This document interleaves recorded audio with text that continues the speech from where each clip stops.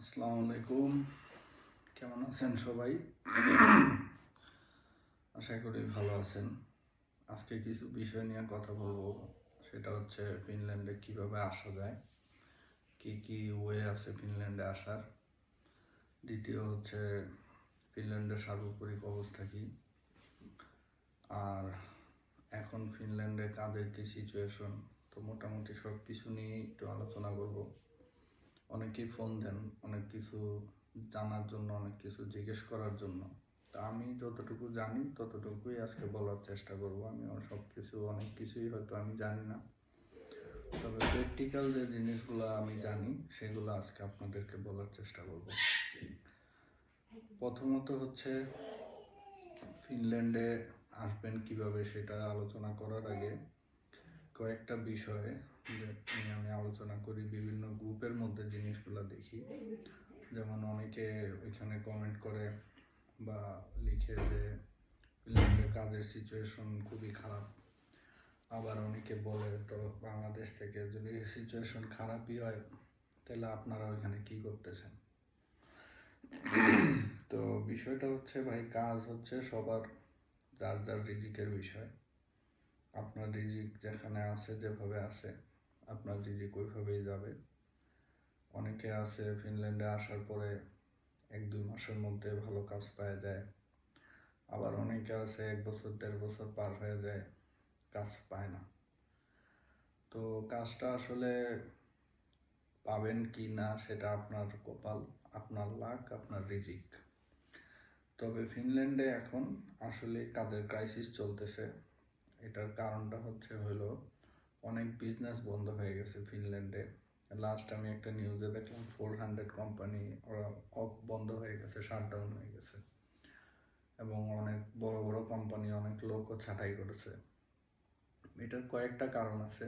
একটা কারণ হচ্ছে এই যে রাশিয়ার যে যুদ্ধ চলতেছে, এটার কারণে অনেক বড় একটা ইকোনমিক সমস্যা ফিনল্যান্ডে ফেস করতে হচ্ছে। আরেকটা বিষয় হলো ফিনল্যান্ডে ইউক্রেন থেকে অনেক মানুষ এখানে আসছে যুদ্ধের জন্য, তো তাদেরও কাজের দরকার হয়। আর আরেকটা বড় বিষয় হচ্ছে এই দেশের ভাষা। এটা অনেক বড় একটা ব্যারিয়ার, কারণ ফিনিশ ভাষা আপনি যদি প্রপারভাবে না জানেন, আপনার অনেক ভালো ভালো জায়গায় আপনি কাজের জন্য অ্যাপ্লাই করতে পারবেন না। তো এটা অনেক বড় একটা মানে বাধা কাজের বিষয়ে। তো আমি ফিনল্যান্ডে কিভাবে আসছি, আমি ফিনল্যান্ডে আসছিলাম হচ্ছে স্পাউস ভিসা। আমার ওয়াইফ স্টুডেন্ট ছিল, তো সেইভাবে আমি ফিনল্যান্ডে আসছি, আমি এবং আমার ওয়াইফ। তো আমার ওয়াইফ স্টুডেন্ট ছিল। তো ওই অবস্থায় আমি যখন কাজে জয়েন করি, আমি আসার 4র্থ অথবা 5ম দিন আমি কাজে জয়েন করি। তো ওইখানে কাজ করতে করতে ওইখান থেকে আমি পার্মানেন্ট কন্ট্রাক্ট পাই। পার্মানেন্ট কন্ট্রাক্ট পাওয়ার পরে ওই কন্ট্রাক্ট দিয়ে আমি ওয়ার্ক পারমিট ভিসাতে আমি অ্যাপ্লাই করি এবং আমার ওয়ার্ক পারমিট ভিসা হয়। তা আমি গত 1.5 বছর যাবত আমি ওয়ার্ক পারমিট ভিসাতে আছি। আর ফিনল্যান্ডে আসার কয়েকটা ওয়ে আছে। একটা ওয়ে হচ্ছে যেটা বললাম স্টুডেন্ট ভিসা, আর আরেকটা হচ্ছে ওয়ার্ক পারমিট ভিসা। তো স্টুডেন্ট ভিসায় আসার জন্য আপনাকে ফিনল্যান্ডের 2টা ইনটেক থাকে, একটা হচ্ছে জানুয়ারি, একটা হচ্ছে সেপ্টেম্বর ইনটেক।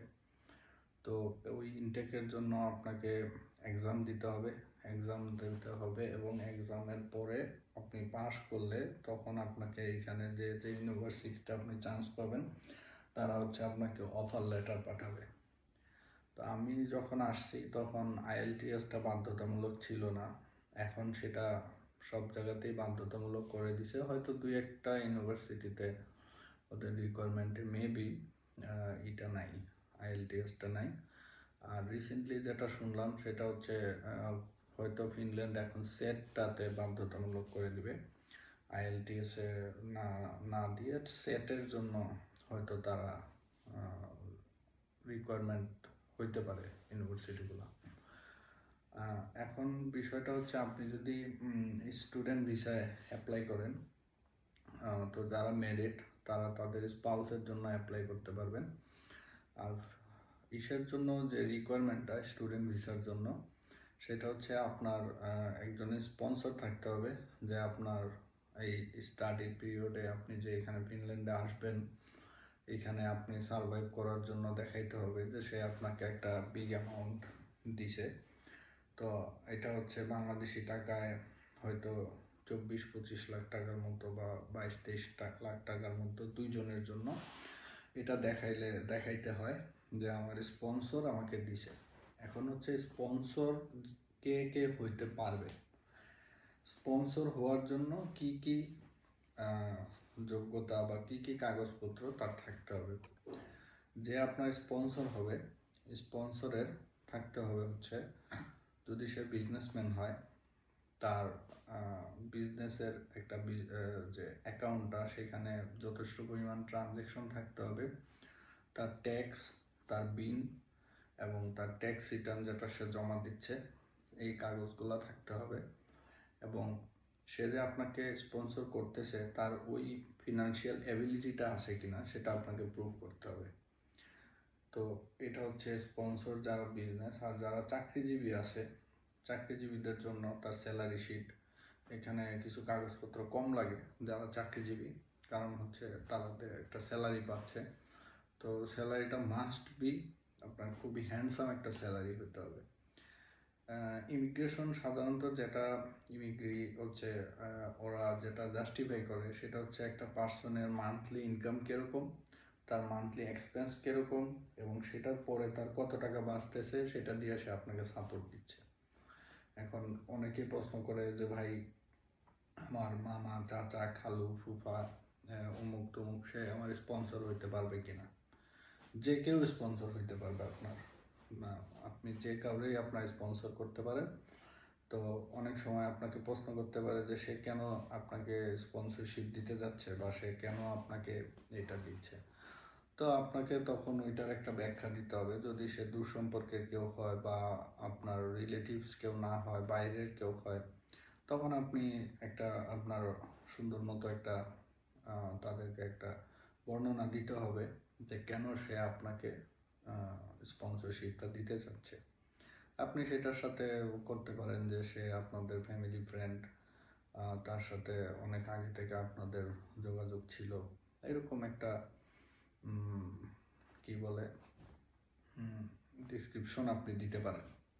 তো এগুলো আপনি পরবর্তীতে প্রিপারেশন, আপনি কাকে সিলেক্ট করতেছেন তার কাগজপত্র আছে কিনা সেগুলো আগে থেকেই আপনার যাচাই করে তার সাথে কথা বলে এই কাগজগুলো তার আছে কিনা এগুলোই করে। কারণ আপনি যখন অ্যাপ্লাই করে দিবেন, অ্যাপ্লাই করার পরে তার মাধ্যমে যখন আপনি অ্যাপ্লাই করবেন, যখন কাগজপত্র আপনি গ্যাদার করতে যায় যদি দেখেন যে কোনো কিছু মিসিং, তখন আপনি বিপদে পড়ে যাবেন। আর আরেকটা যেটা ফিনল্যান্ডে আসার ওয়ে আছে সেটা হচ্ছে ওয়ার্ক পারমিট ভিসা। তো এটা আসলে সাধারণত খুব কম আসে, এটা খুবই এক্সপেন্সিভ। কারণ হচ্ছে ফিনল্যান্ডে ওয়ার্ক পারমিট ভিসা যেমন এক্সপেন্সিভ, তেমন রুলস এবং রেগুলেশনও এটার উপর অনেক বেশি। যে আপনার আসতে হলে আপনার আগে এইখানে কোনো বিজনেস বা কোথাও থেকে আপনার একটা পার্মানেন্ট কন্ট্রাক্ট নিতে হবে। তো এখান থেকে পার্মানেন্ট কন্ট্রাক্ট নেওয়াটা যেমন কষ্টকর, তেমনি যারা পার্মানেন্ট কন্ট্রাক্ট বিক্রি করে তাদেরকে অনেক টাকা দিতে হয়। সেই অ্যামাউন্টটা আমি বললাম না, তবে ধরে রাখেন ওয়ার্ক পারমিট ভিসায় আপনার ফিনল্যান্ডে আসতে অলমোস্ট 30 লাখ টাকার মতো আপনার খরচ হবে। তো ওয়ার্ক পারমিটে যেটা সমস্যা, আপনি ওয়ার্ক পারমিটে আসার পরে ওয়ার্ক পারমিট ভিসায় আপনি যে কোম্পানিতে আসছেন আপনাকে ফার্স্টে 1 বছরের ভিসা দিবে। এই 1 বছর পর আপনার আবার হচ্ছে ভিসার জন্য অ্যাপ্লাই করতে হবে ওই কোম্পানির এগেনস্টে, যা হ্যাঁ আমি এখন এই কোম্পানিতে কন্টিনিউ করতেছি এবং ওই কোম্পানি থেকে আমার এখানে স্যালারি ঢুকতেছে। দ্বিতীয় হচ্ছে আমি এই কোম্পানিতে এখনো আছি, চেঞ্জ করিনি, এভাবে দিয়ে আপনার তারপরে অ্যাপ্লাই করলে তখন আপনি 4 বছরের ভিসা পাবেন।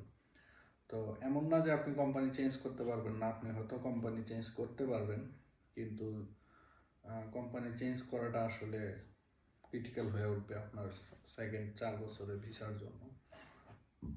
দ্বিতীয় বিষয়টা হচ্ছে ফিনল্যান্ডের রুলস হচ্ছে যারা ওয়ার্ক পারমিট ভিসায় ফিনল্যান্ডে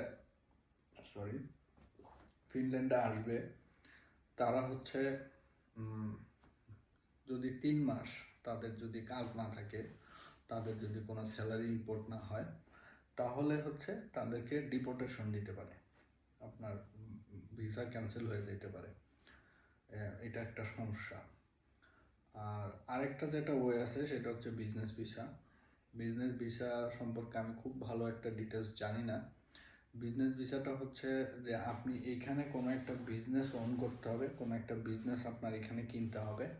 কেনার পরে আপনি সেই বিজনেসটা দেখায় যে দেখো তোমার দেশে আমি ইনভেস্ট করছি, তোমার দেশে আমি বিজনেস করতে চাই, তোমার দেশে আমি এই বিজনেসটা ওন করি, সো আমি তোমার দেশে আসতে চাই। এভাবে আপনি বিজনেস ভিসায়ও ফিনল্যান্ডে আসতে পারেন। তো এই হচ্ছে সর্বোপরি অবস্থা। আর যারা হচ্ছে নিজেরা অ্যাপ্লাই করতেছেন সেটা হচ্ছে সবচেয়ে বেস্ট, নিজেরা করা। তবে আর যদি কেউ এজেন্সির মাধ্যমে করেন, এই ভিডিওটা করার আরও একটা মূল কারণ হচ্ছে এই যে এখন ফেসবুকে দেখি অনেক ধরনের অ্যাড দেয়, বিভিন্ন লোভনীয় টাইপের অ্যাড দেয়, ফিনল্যান্ডে কাজের সুযোগ, ফিনল্যান্ডে এইটা সেটা বিভিন্ন ধরনের অ্যাড দেয়। ফিনল্যান্ডে যাওয়ার পরে টাকা পরিশোধ, এই জিনিসগুলা অনেক কিছুই আমার চোখে পড়ে। যেমন একটা পরে ফিনল্যান্ডে আপেল বাগানে কাজের সুযোগ, স্ট্রবেরি বাগানে কাজের সুযোগ। এগুলো আসলে টোটালি একদম ভুয়া একটা নিউজ এবং ভুয়া অ্যাড। এরা হচ্ছে মানুষের সাথে প্রতারণা করে। আপনি যাওয়ার পরে আপনার থেকে বলবে ফাইল ওপেনিংয়ের জন্য টাকা নিবে, সেকেন্ড হচ্ছে বলবে যে আপনার মেডিকেল টেস্ট করতে হবে, এগুলো বলে টলে আপনার থেকে টাকা নিবে এবং পরে বলবে আপনার ভিসা হয়নি। তো যদি কেউ এজেন্সির মাধ্যমে কাজ করান, অবশ্যই ওই এজেন্সি সম্পর্কে ওই খোঁজ নেবেন, ওই এজেন্সির পোর্টফোলিও কি সেটা চেক করবেন, এবং এই এজেন্সির অফিস কোথায় সেটা চেক করবেন, এবং যদি পারেন যে এই এজেন্সির মাধ্যমে কারা কারা ফিনল্যান্ডে আসছে বা অন্যান্য কান্ট্রিতে গেছে সেটা খোঁজ নেবেন। এগুলো নিয়ে তারপর আপনি ওই এজেন্সির সাথে কাজ করবেন। কারণ হচ্ছে একবার যদি আপনার ভিসা রিজেক্ট হয় তাহলে আপনার অনেক টাকা আপনি লসের মুখে পড়বেন, অলমোস্ট 3 লাখ টাকা বা 4 লাখ টাকার মতো আপনি লসের মুখে পড়বেন। এটার কারণ হচ্ছে আপনি এখানে যে ইউনিভার্সিটিতে টিউশন ফিটা দিবেন এটার টোটালটা আপনি ব্যাক পাবেন না। দ্বিতীয় হচ্ছে আপনার বিভিন্ন কাগজপত্র রেডি করার পিছনে সেখানে অনেক টাকা যাবে। তৃতীয় হচ্ছে আপনি ইন্ডিয়াতে যাবেন, ইন্ডিয়াতে থাকবেন, ইন্ডিয়াতে খাবেন, ওইগুলোতে টাকা যাবে, আপনার এম্বাসি ফি যাবে। তো এই জিনিসগুলো আপনি কখনোই ব্যাক পাবেন না। তো আপনার অলমোস্ট 3-4 লাখ টাকা আপনার টোটালি নষ্ট হয়ে যাবে যদি আপনি একটা ভুল স্টেপ নেন। তো এই জন্য যদি কোনো এজেন্সির মাধ্যমে করেন বা নিজেরা করেন, কাগজগুলা খুবই ভালোভাবে দেওয়ার চেষ্টা করবেন। এবং ফিনল্যান্ড যেটা সবচেয়ে অপছন্দ করে সেটা হচ্ছে ফেক জিনিস। আপনি সবসময় চেষ্টা করবেন কোনো ফেক জিনিস সাবমিট না করতে, এবং যে কাগজগুলো আপনি দিচ্ছেন সেই কাগজগুলো যেন অরিজিনাল এবং পিওর হয়। আর দ্বিতীয় জিনিসটা হচ্ছে আপনি যখন নিজে ভালো জিনিস বা অনেস্টলি আপনি ভালো জিনিসটা ওখানে সাবমিট করবেন, আপনার নিজেরও কনফিডেন্সটা ভালো থাকবে। আর এই তো তো একটু ভিডিও করলাম ছোটোখাটো করে, আপনাদের যতটুকু পারলাম ইনফরমেশন দিলাম। এরপরে চেষ্টা করব আপনাদের বিএফএসে কী কী প্রশ্ন হয় বা কী ধরনের এবং আপনারা যাদের ভিসা হয়েছে তারা ফিনল্যান্ডে আসার আগে কী কী প্রস্তুতি নিয়ে আসা ভালো এবং কী কী কাজ আপনাদের বাংলাদেশ থেকে করে আসা ভালো, সেটা নিয়ে আরেকটা ভিডিও ইনশাল্লাহ করব। তো ভালো থাকবেন সবাই।